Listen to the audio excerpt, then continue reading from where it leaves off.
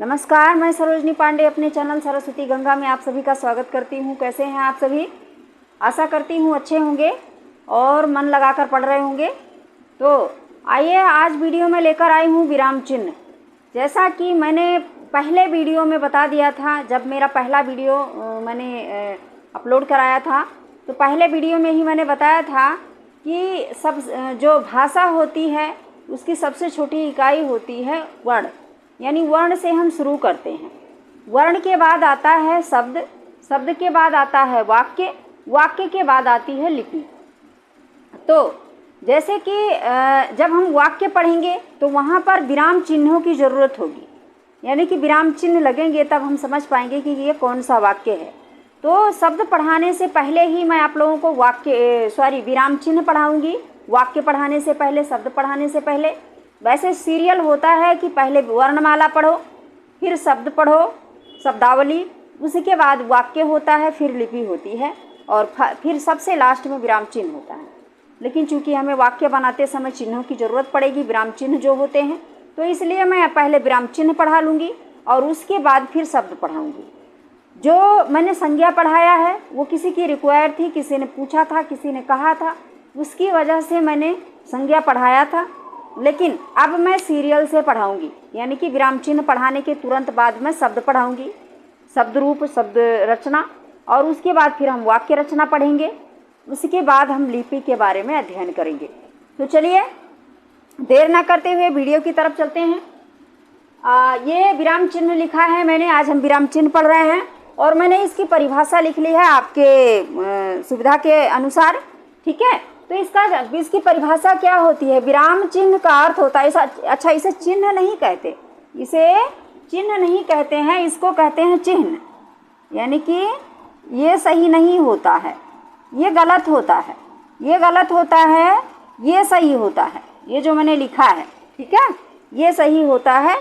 ये परीक्षा की दृष्टि से परीक्षा में पूछा जाता है। चिन्ह ये सही है, वो सही है, वो 4 ऑप्शन रहेगा और आपको बताना होगा कौन सा वाला सही है। तो जो इस प्रकार से लिखा रहेगा वो सही होगा। आइए देखते हैं कि विराम चिन्ह का मतलब क्या होता है। विराम चिन्ह का मतलब होता है ठहराव। ठहराव का मतलब होता है रुकना। रुकना का मतलब होता है थोड़ा सा विश्राम करना। अब विश्राम शब्द इसमें तो आएगा नहीं, ठीक है ना।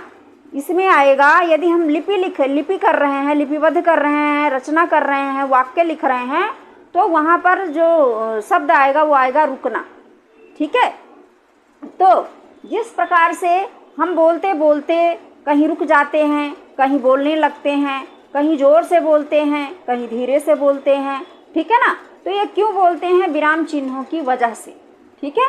यानी कि विराम चिन्ह अगर नहीं होंगे, यानी कि देखिए मैंने लिख दिया है, इसे पढ़ लीजिए। यहाँ से लिखते समय जब हम कुछ ज़्यादा, कुछ या ज़्यादा, यानी कि थोड़ा या अधिक या मीडियम में, ठीक है, रुकते हैं, हमें रुकना पड़ता है, तो वो क्या होता है?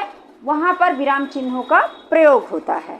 अब कितनी देर हम रुकते हैं, ठीक है, कितनी देर के लिए कौन सा विराम चिन्ह लगता है, ये सब हम अगले वीडियो में पढ़ेंगे। इस वीडियो में मैं सिर्फ आपको इतना बताऊंगी कि विराम चिन्ह जो है वो आप जब हम बोलते हैं तो बोलते समय हम एक ये कह देते हैं कि भाग जाओ यहाँ से, एक ये कहते हैं कि भागो नहीं, यहीं रहो, है ना। तो एक ही वाक्य को हम कह रहे हैं, लेकिन उसको किस तरीके से कह रहे हैं वो हमारा अर्थ जो है प्रकट करता है। वो हमारे बोलने का जो तरीका होता है वो उस भाव को प्रकट करता है। अब ये प्रकट कैसे करता है? हमारे बोलने के रुकावट से, ठहराव से, विश्राम से, रुकने से, ठीक है। आइए देख लेते हैं। ये मैंने लिख दिया है कि आप कहते हैं ना कि हमें स्क्रीनशॉट लेना होता है, इसलिए मैंने इसको लिख दिया है नोट करके कि विराम चिन्हों का यदि सही जगह पर प्रयोग नहीं करोगे या नहीं हुआ तो अर्थ का अनर्थ हो जाता है। अब कैसे हो जाता है ये हम जान लेते हैं। जैसे मैं लिखती हूँ रुको, रुको मत जाओ, मैंने क्या लिखा है? रुको मत जाओ, ये मैंने लिखा है। अब मेरा एक वाक्य पूरा हो गया, ठीक है। दूसरा मैंने लिखा रुको मत जाओ। दो वाक्य मैंने लिखा है। अब देखिए दोनों का अर्थ अलग अलग है। जानते हैं क्यों? विराम चिन्ह की वजह से। यहाँ लिखा है रुको मत जाओ, यानी कि यहीं रुको जाओ मत, ये ऊपर वाली लाइन में कहा जा रहा है। ठीक है, क्योंकि यहाँ रोका जा रहा है। दूसरी लाइन क्या है? रुको मत जाओ, यानी कि यहाँ रुकने की ज़रूरत नहीं है। यहाँ रुकोगे तो ठीक नहीं होगा, या तुम्हारा नुकसान होगा या हमारा नुकसान होगा, है ना, इसलिए तुम चले जाओ। ऐसे होता है ना।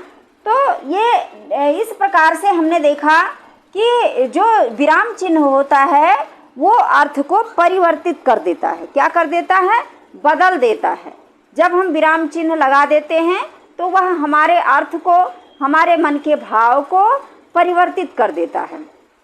कुछ लोग बोलते बोलते कुछ इस तरीके से बोल जाते हैं, यानी कि जहाँ उन्हें रुकना था वो रुके नहीं, फास्ट ही बोल गए, एक बार में ही बोल गए, तो उसका अर्थ अलग हो जाता है। तो लोग टोक देते हैं, क्या कहा आपने? ऐसे कहते हैं ना, कहते हैं क्या कहा आपने यानी कि जहाँ उनको रुकना था, जहाँ उन्हें विराम लेना था, वहाँ उन्होंने विराम नहीं लिया, और जिसकी वजह से उनका जो मन का भाव था, वो जो अभिव्यक्ति थी उनकी, वो गलत हो जाती है, या गलत बोलना चाह रहे थे सही हो जाती है। ठीक है ना। तो ये जो विराम चिन्ह होते हैं ये हमारे मन के भाव को प्रकट करते हैं। ये विराम चिन्ह हमारे मन के भाव को प्रकट करके जिस अर्थ में हम बोलना चाहते हैं वो अर्थ भी देते हैं, और उस अर्थ को परिवर्तित भी कर देते हैं।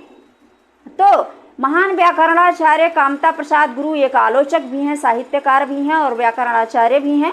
उन्होंने कहा है कि विराम चिन्ह जो है, यानी कि कामता प्रसाद गुरु की जो उनकी सोच है, जो उनकी तरफ से है, उन्होंने कहा है कि विराम चिन्ह जो होते हैं वो 20 प्रकार के होते हैं। ठीक है।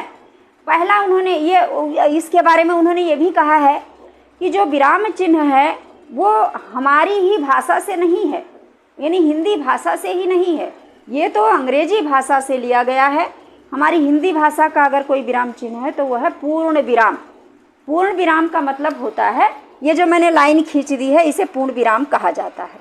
ठीक है। एक ऐसे होता है, ऐसे यानी कि लाइन खींचकर नीचे बिंदी लगा दी जाती है तो उसे संबोधक चिन्ह कहते हैं, संबोधन चिन्ह कहते हैं। लेकिन जो इस प्रकार का होता है इसे पूर्ण विराम कहते हैं।